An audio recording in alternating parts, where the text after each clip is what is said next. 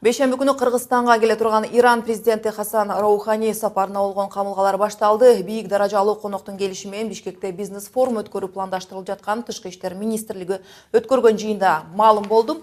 Мындан сырткары ирандык чиновник президент Алмазбек Атамбаев менен жолугуп, эки мамлекеттин мындан аркы кызматташуусун жайылтуу үчүн бир нече меморандумга кол коюлары күтүлүүдө.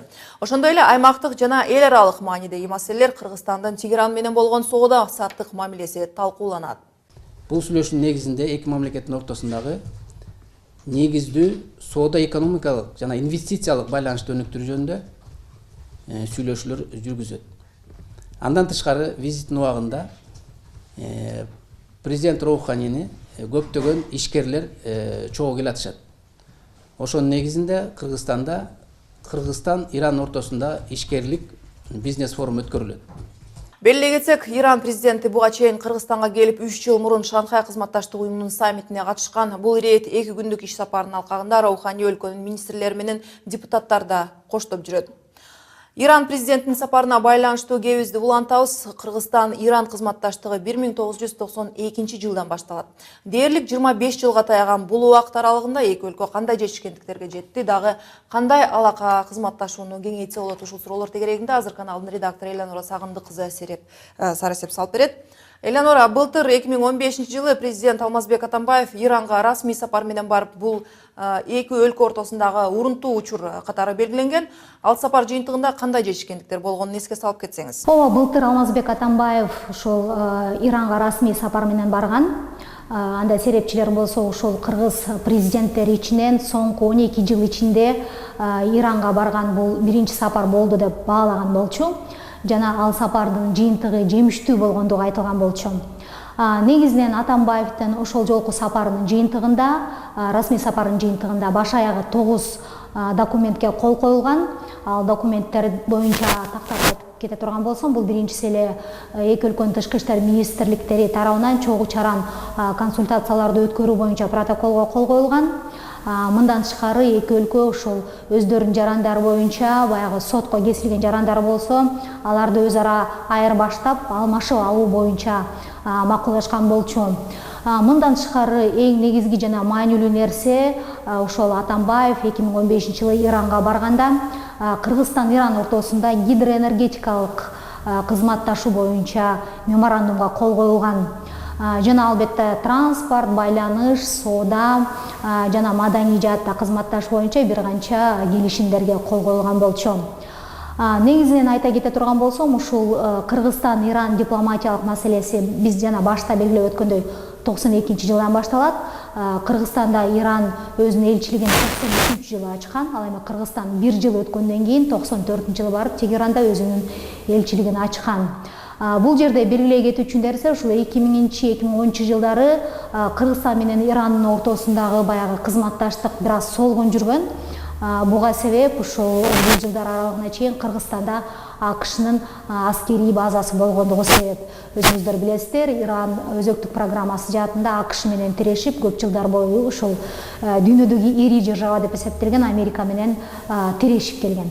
Негизи Кыргызстан менен Иран ортосунда товар алмашуу $100 миллион да жетпейт. Бул өтө эле аз экен. Буга чейин Кыргызстандагы Иран элчиси Али Наджафи айтты эле.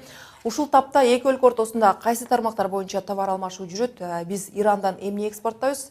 Ал эми Иран бизден эмнени? Ушул Бишкектеги Иран элчиси бул тууралуу былтыр ушинтип эгени бар.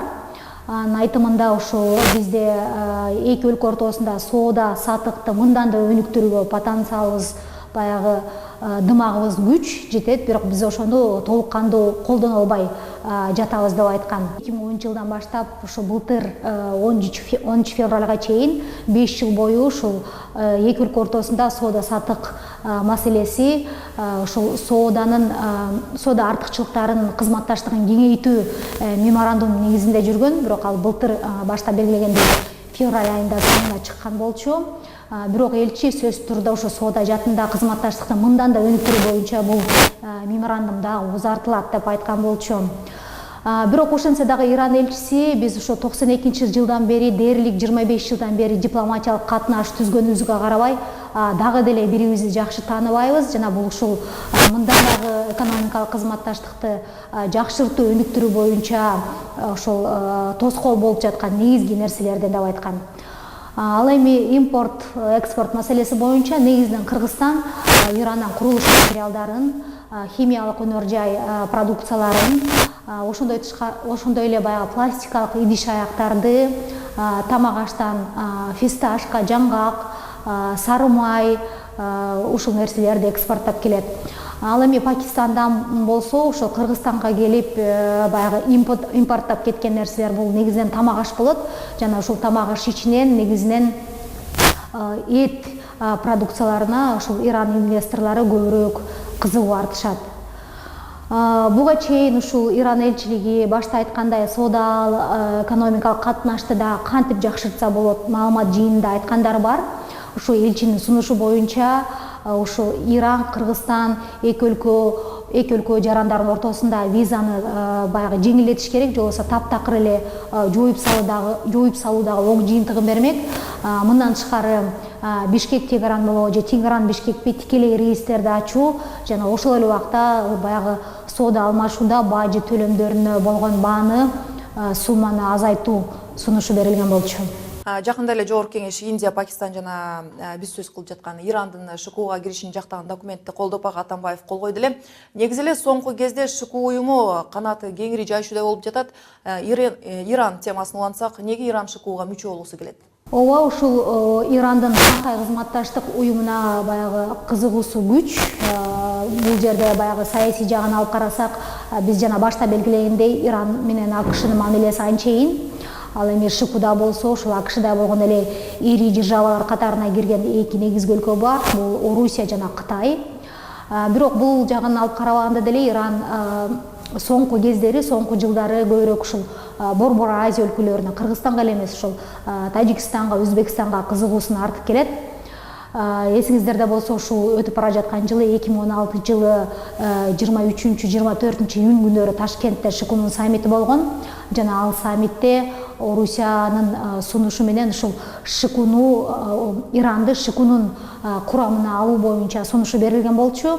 Бул тууралуу сүйлөшүүлөр жабык түрдө өткөн жана расмий бул тууралуу комментарийлер берилген эмес.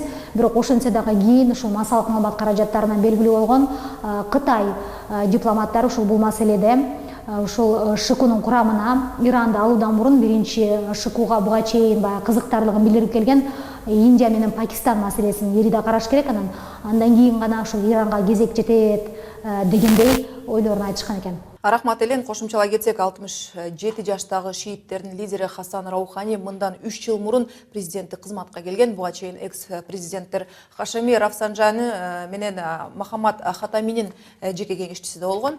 Раухани батыш менен көпчүлүк маселелер боюнча өзгөчө өзөктүк курал маселеси боюнча компромисстик саясат жүргүзүп келет.